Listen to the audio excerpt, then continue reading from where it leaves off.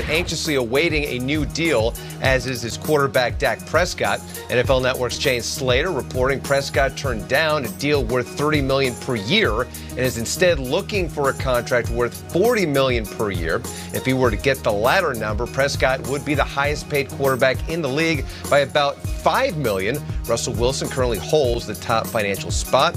As Jane points out, the eventual agreed-to number is likely closer to $34 to $35 million.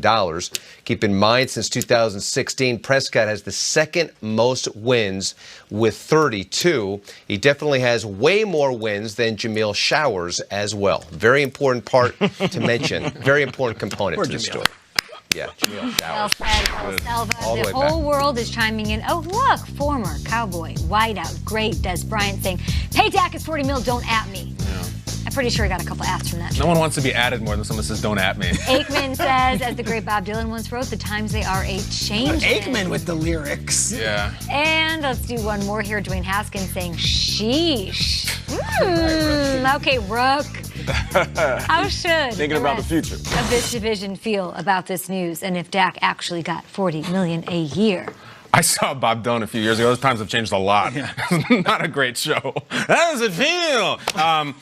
I tweeted this yesterday the same way. I said if Dak were to sign for $40 million, that's a great moment for Eagles fans. And all these Eagles fans freaked out. Oh, you're the best, blah, blah, blah, blah. I'm like, not necessarily what I mean. And what I'm saying is, Dak is 4-1 against the Eagles as his full-time starter. He's played really well against the Eagles.